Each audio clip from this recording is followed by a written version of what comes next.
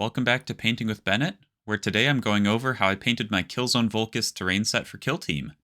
I was more focused on having a good time relaxing and painting some terrain than I was focused on coming up with the perfect, most efficient steps for creating a tutorial video, so apologies in advance for that. But hopefully you still find this video useful or inspirational, or feel free to just take in the dulcet tones of my voice and let it wash over you, like a warm ocean breeze on a balmy beach.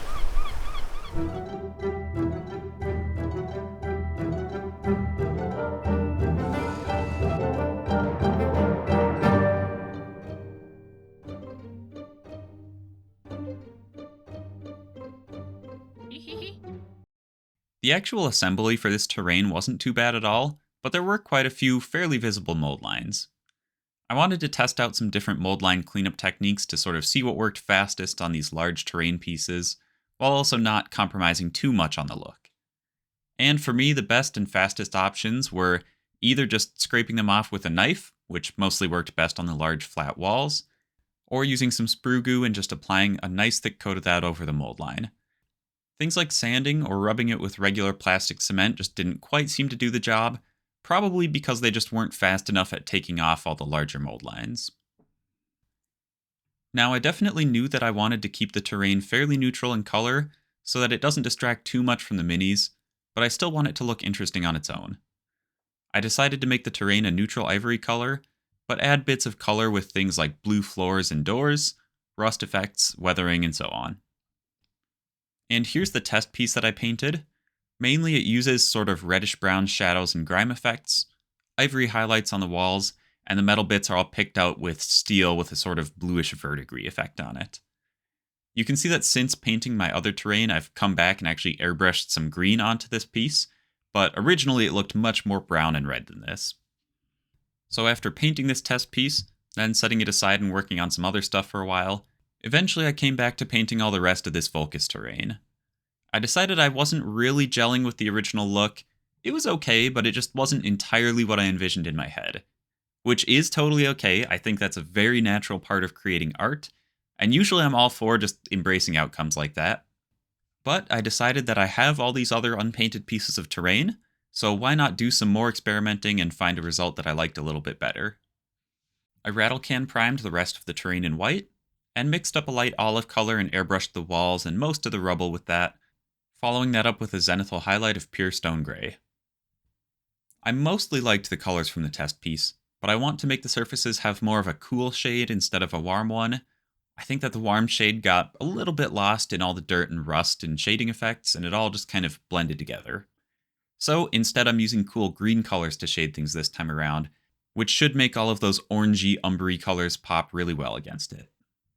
Then introducing some of that bluish turquoise sort of color, I airbrushed a fairly thin dark jade color over all of the floors, letting it pool really heavily. I was more concerned here with letting it flow into all of the holes and crevices than with getting a perfectly smooth airbrush coat. I did have a little bit of overspill onto the walls, but I don't think that was really a big deal. I think it all just kind of ends up blending into the shadow colors on the green walls anyway, so looks pretty fine. After that, I airbrushed a lighter blue highlight color onto the floors, and I actually directed this fairly horizontally with my airbrush, not zenithally top-down sprayed. And I did that so that it catches all of the sort of little raised lines on these panels, but doesn't get into all of the recessed holes. I also concentrated this more on the exposed side of the floor, and avoided the parts that were closer to where the floor joins against the wall. Then at this point I decided the walls were looking just a little too light, so I reintroduced some more shadows with some of this dark grayish-green SpeedPaint color. I'll still be shading and weathering things down more in future steps, but I feel like this is a pretty good start. With that done, I used German Gray, one of my favorite sort of cold, dark grayish colors, to carefully pick out all of the stone bits on the terrain. A bit of overspray here is fine, since the gray sort of acts like a generic shade color anyway, but I tried to be fairly careful with it. Setting aside the airbrush, I used a decently large makeup brush to dry brush an ivory color pretty heavily over every surface. I was being really fast and rough here. It's a fairly stark highlight, but that is exactly what I want. I don't really want to spend time building up highlights over multiple different passes. I kind of just want to get steps done fast. That being said, I do try to modulate how heavy I dry brush the surfaces. Things like the top of the walls and the broken upwards facing edges, I try to dry brush a lot heavier, really jamming the brush in there. And then towards the bottom of the piece, closer to the ground, I try to go with a bit of a lighter touch, still catching all of the raised edges but not going too wild with it. I also use this color to dry brush all the gray stones while I'm at it, and it's a bit of a strong highlight, but I think it works fine for now. I can always knock the highlight back down a bit later if I want to. And something that I think is kind of important to emphasize here, when you're working with a whole bunch of big terrain pieces, all of these steps kind of take a bit longer than you think they will, so I'm kind of more focused on speed being my main goal and not perfect neatness. I'm being pretty messy and inexact on a lot of these steps. Luckily, the terrain being some old rubble and ruins plays into that really nicely, since this helps hide and create excuses for some of these sort of quote-unquote sins. Anyway, I had a bit of ivory left on my palette, so I mixed a little bit of turquoise into that and used that as a dry brushed highlight on all the blue floors. At this point, there are a few details that I'm not covering, like painting the ammo crates, but there's nothing really interesting about how I painted these small bits. I just used like speed paints and dry brushed highlights, and that was basically it. I decided I wanted to introduce more gold metal colors than I had in my test piece, which used mostly like silvery iron colors, since I decided that I liked how this looks on the box art, and it feels a bit more fitting for all the Gothic architecture. So I picked some bits to paint gold, mostly the horizontal metal bands on the walls, all of the window frames, and any other bits I think are appropriate. I'm not too fussed with what is and isn't gold, it's more about consistency across elements, so for example, if one window frame is gold, they should probably all be gold. This concept is actually something I mentioned in my video on painting the Tempestus Aquilons, but I think it's something that deserves repeating. I think looking for sculpted motifs and painting them consistently is a really great way to make your color scheme fit on what you're painting and not look too out of place. Anyway, I settled on using this Hoplite Gold SpeedPaint color actually, which is a sort of SpeedPaint metallic color, and it's very runny, which helps to paint it fast. And I wanted the gold to have a bit of a greenish undertone and not look really like a rich red gold or anything, so this worked pretty nicely for that. Again, for all of these details, I'm trying to go fast.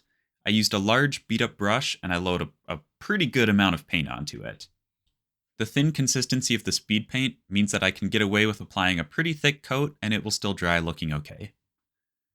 I paint the top of the actual surfaces, and then to save some time, I trace along the top edge of the trim, but I actually ignore the bottom edge, since that won't really ever be seen. You won't often be looking at the terrain from the bottom up, and you won't really notice that there's no gold paint there. Then I put a thin application of dark jade over the doors, the window bars, and anything else that I wanted to paint a bluish color.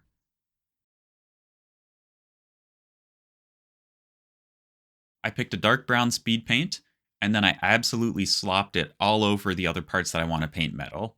Any messiness here, and I did paint it with a lot of messiness, should end up looking just fine as shading or rust or grime buildup or whatever around these metal parts.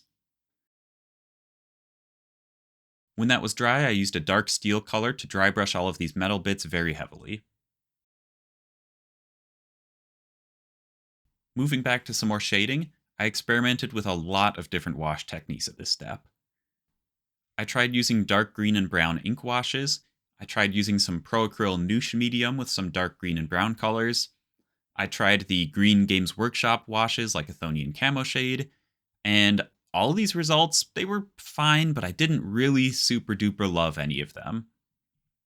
So next up I tried some oil washes, mixing some dark cold grays and blackish browns and trying all those out. And honestly, they worked okay-ish, but to get the wash thin enough that it behaved the way I wanted, it dried fairly grainy and didn't really have as much of the effect as I hoped for.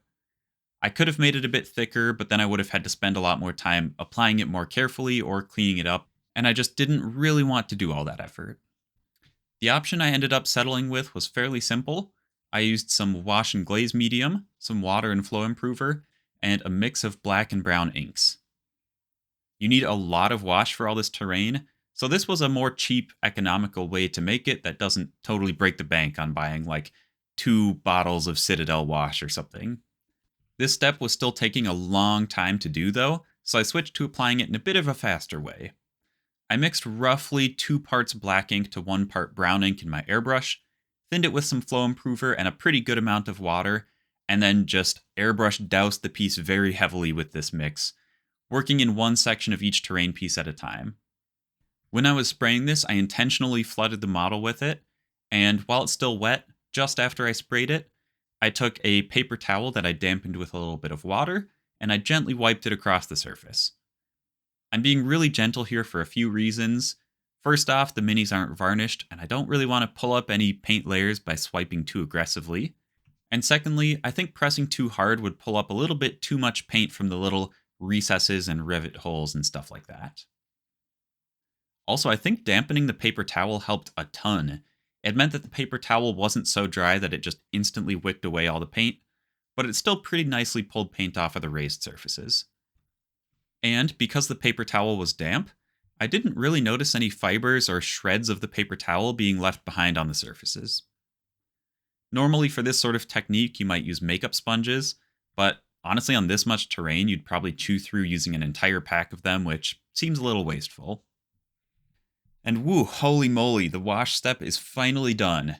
Things look fairly dark now, and just to bring back a little bit of that stone gray color, I mixed up a highlight of a mix of stone gray and ivory, and just dry brushed that over the stone surfaces. I also used a somewhat desaturated light bluish color mix, and used that to dry brush the blue floors again. And I'm keeping the dry brush train rolling by dry brushing the metals with a pretty bright silver color, and to dry brush the gold surfaces, I just mixed a little bit of gold paint into this silver and used that to dry brush highlights on them. I don't mind these metallic colors that I'm dry brushing getting on the surrounding surfaces a bit, and in fact here and there I might actually dry brush them onto other surfaces or stipple them with a brush or a sponge, just to imply some wear and tear or weathering on the surfaces. I also use this metallic silver color to dry brush all of the blue floors very heavily, because I think it makes sense that they would be really weathered and be showing a lot of the bare metal color through the paint. Now time to add some interest and weathering in the form of rust effects. I applied some quick splotchy applications of Army Painter Warpaints Fanatic Dark Rust, and then the Warpaint Fanatic Light Rust, and I did this all over the sort of silver and steel metal parts. I thinned it down with a little bit of water and sort of stippled it around, being pretty messy, and I mostly focused on the metals, but I didn't mind putting it here and there on other surfaces, or just making it look like it had some streaks or runoff onto nearby other parts of terrain. And honestly, I really like these new Army Painter Rust paints. They get a solid 2 thumbs up from me, they dry with a very nice look and texture, and they aren't nearly as expensive or finicky to use as something like Dirty Down Rust. After doing all of this, I wanted to bring a bit of shine and sparkle back to the sort of steel metal parts, so I dry brushed the metals again with a silvery metallic highlight color, doing this in passes until I was satisfied with the metal to rust ratio. Honestly, I could have probably just waited to dry brush the metals until this point, and I didn't really need to do it earlier, but that's alright, the dry brushing steps don't really take too long anyway.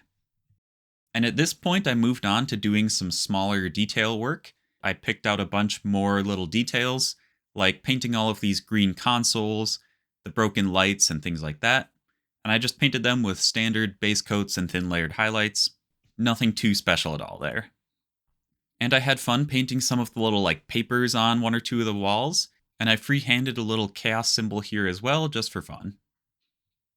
The very last thing I did was a little bit more random shading here and there with dark brown acrylics or a dark blackish green speed paint color or things like that, but really it's just working on things to taste, doing whatever you want.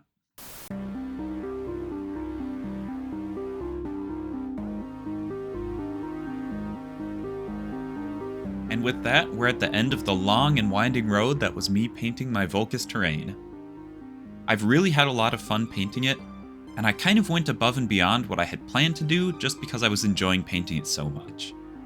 I really enjoy playing games on boards with painted terrain, and playing Kill Team on a fully painted board instead of one full of gray plastic is honestly so nice.